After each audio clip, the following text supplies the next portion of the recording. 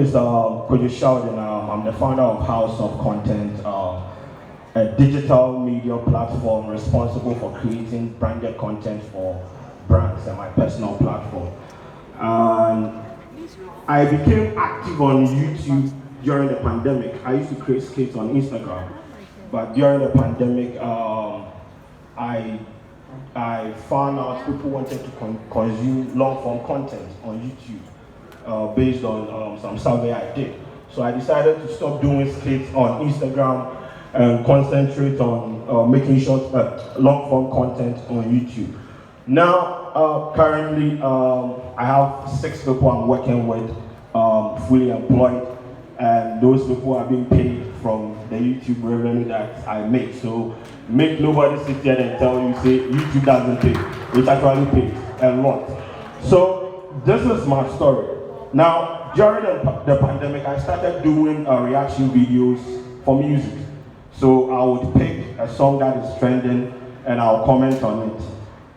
And I was using my phone. I have a Samsung Galaxy Note 9 or something like that. That is what I started creating long-form content on YouTube with. So with the people that come and ask you, yo, Sheldon, I am trying to start creating content on YouTube.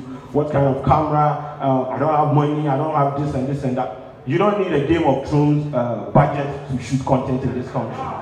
Seriously, you need a phone. If the camera quality, if you can shoot 1080 on your phone, you are good to go. You need light and you need a space. That is all you need. So don't overtake the content creation stuff. You don't have to go and buy the Canons and all those things if you don't have the budget. Start with what you can, start with your phone. I started editing my content about 10 minutes long content on my phone. Sometimes I use InShot, Viva Video. Of course, people were talking about the fact that the quality, they weren't feeling the quality and all those things. But you see, that didn't stop me, because even though I was shooting the content on my phone and editing it on my phone and putting it out there, I was getting 50,000 views. Like I was averaging 50,000 views on a very small channel. So what I had to do was to be consistent at it. And with me, when Vanessa was talking about consistency, I was happy. There are people here, they release their content like it's festival every year. They drop it like that. And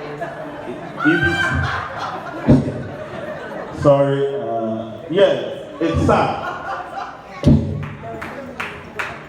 If you want to be a creator, unless you are doing it for fun, I always say that you need to identify what you want to do with this thing. If you want to do it for fun, then you can be doing the once every year content releases. But if you want to choose this as a career path, and you release content like you drop a video today, we will have to chase you for another video, then that is not what you're supposed to be doing. Stick to the 9 to 6 job. Maybe that is where you will shine. Because content creation, with me, consistency brought me here. And within a space of like 6 months, I was able to move from 10,000 subscribers to 100,000 subscribers because of consistency. Now, the consistency you go do now, it come with people actually jabbing your way.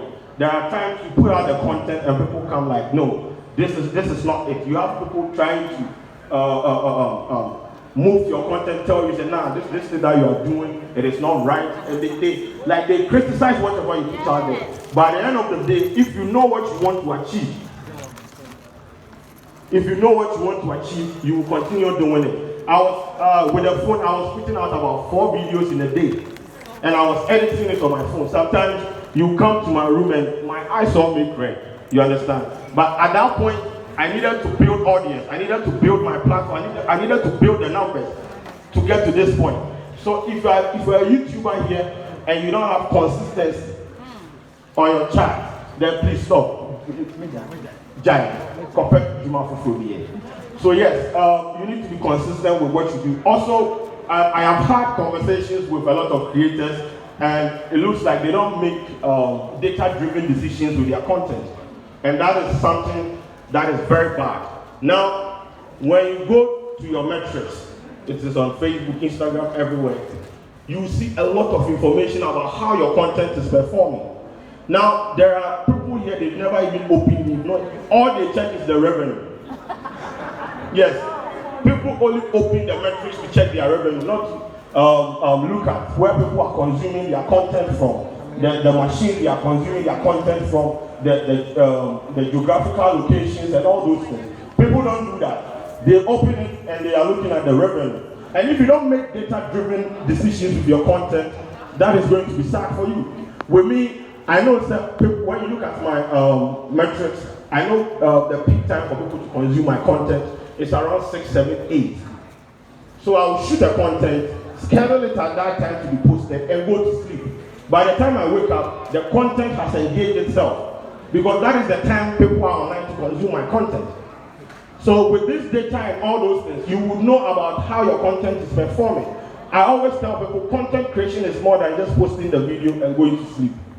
We all can do that. I can just drop video. But you see, when you are starting this, you need to understand a lot. It is an art that you need to study. You need to understand metrics, platform dynamics. There are content that will do well on Twitter. You post it on Facebook, for instance, it's not going to do well.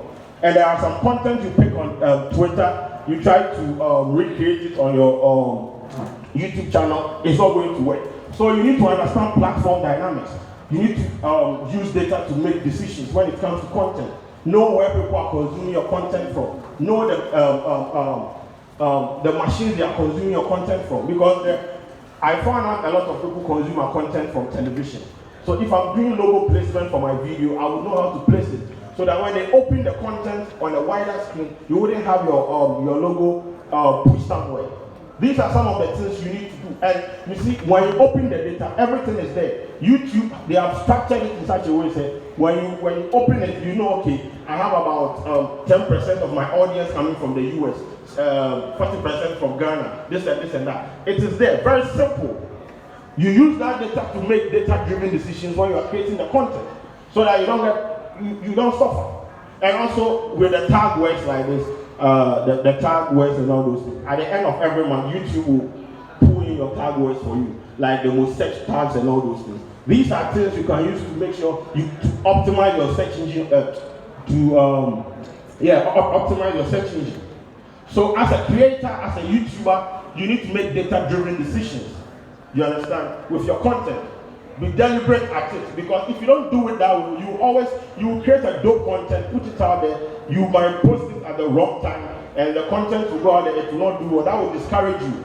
Because one thing where you best to say, you put all your resources into a video, put it out there, and the numbers that you are expecting for the video, that is the most discouraging thing on earth. It's like, why am I even doing this? So if you don't want those things to happen to you, try to deliberate attempt to make data-driven decisions with your content, and that would help you. Also, this is something important to me. There are creators out there that have content in their draft, and they don't want to post it because they are afraid of what maybe Pabram Watson from La Paz will say about the content. And that is the most pathetic thing you can do to yourself as a creator. Listen, I am one of the most abused creators in this country, but that will deter me from creating content. I wake up and I put it. You see, when I used to do skit on Instagram, people said I wasn't funny. They were right. I wasn't. I had to find what would work for me. And if I listened to what people had to say about my craft, I wouldn't be standing here. I wouldn't have 6 people working for me, you understand? This is what you are supposed to do. People will come. They will come criticize. People will come and drop like the most demeaning comment in your comment section. And you see, as a creator, it depends on how you treat some of these things. You are not going to tell me that because someone is going to insult my head, I'm not supposed to post content. Really? Are you crazy? Nah. You will come and insult me, I will find ways and means to monetize the insult that you are even throwing at me. And that is what I do. People compare me to all sorts of things, you understand? Like, when you're shouting, you look like the character from Apalao Coin, you look like the character from Angry Bird or something, you look like Shrek, you look like this. I will compile everything and make money out of it. You don't let what people are saying in the comment section get to you. Because the fact that you are putting your work in the public, it is occupational hazard. They are supposed to come for you. And so if you are going to listen to what people are saying and say, I have content, but I'm afraid to post it because someone So I should forgo all the money I can make on YouTube because someone is going to say something demeaning about me in the comment section. Now, it doesn't work that way. So you need to, and you see, there are some people out there, they don't have the mental fortitude to do all these things. If you put it out there, people move you and you feel like talking to people and all those things, that will give you some form of closure. Feel free and do it. But personally, I feel like as a creator that you want to grow in the space that you are, you don't have to, please, not even one. If the comment is, constructive enough to help your work move forward in life, that is okay. But there are some people, they are agenda boys. There are people that are for violence. They will come for you. It is part of the job. That shouldn't deter you from posting content. Because if you don't post it, you are not going to get anything. So I've seen people like they are afraid of what people will say. Really? How? They can't do what? All they can do is to drop the comment, make fun of you, say whatever they have to say, and go and sleep. When they meet you in the real world, they can't even open their mouth. Why do you have to depend on that? I've met people that make fun of me on Twitter and they go like, yo, I want to take picture. You want to take picture of me? Really?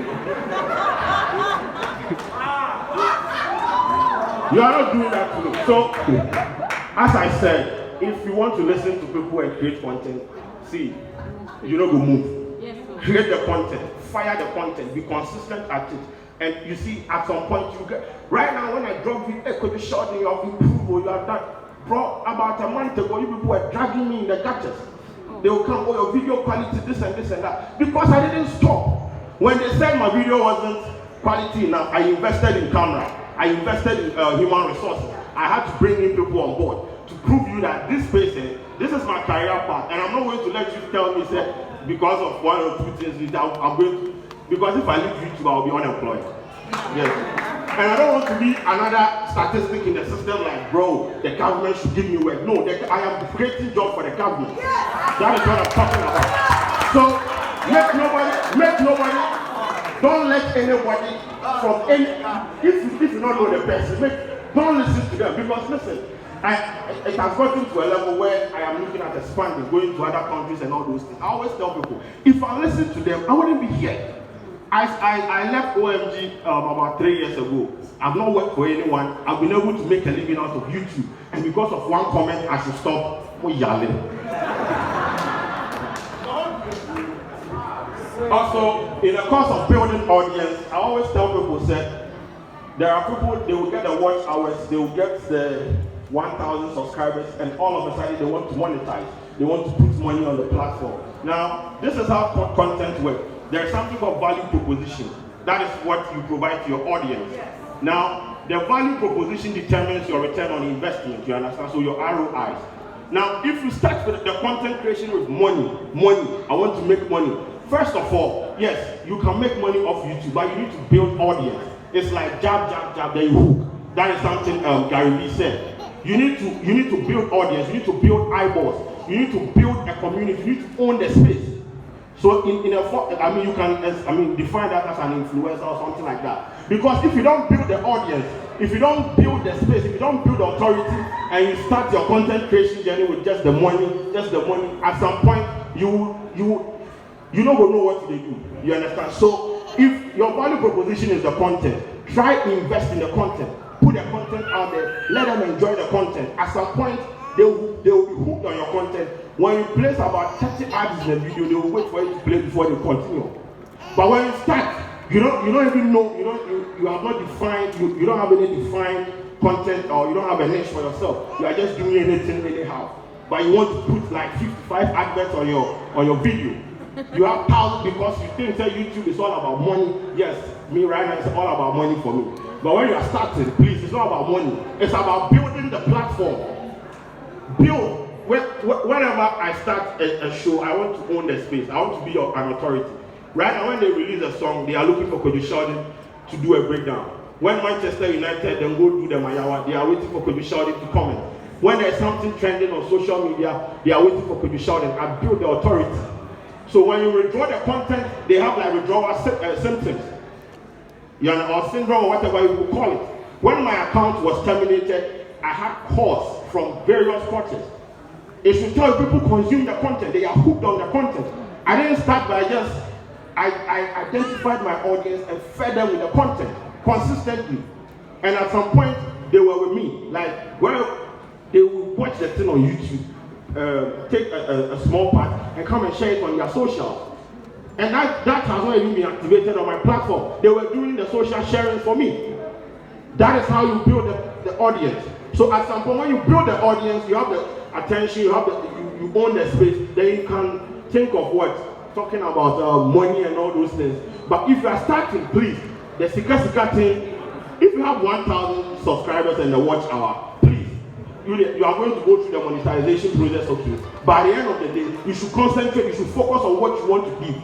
Because if I come to your channel, I'm coming here to consume content, not to watch adverts on YouTube. If I wanted, I would listen to Peace FM. I want to consume content. So what is your value proposition to your audience?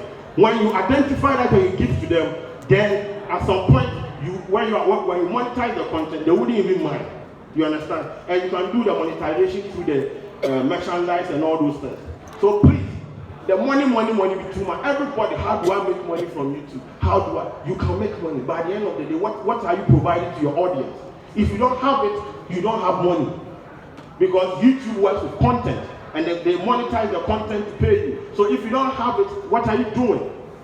So ladies and gentlemen, my name is Mr. Sheldon. The head is big for a reason. And more questions, yeah.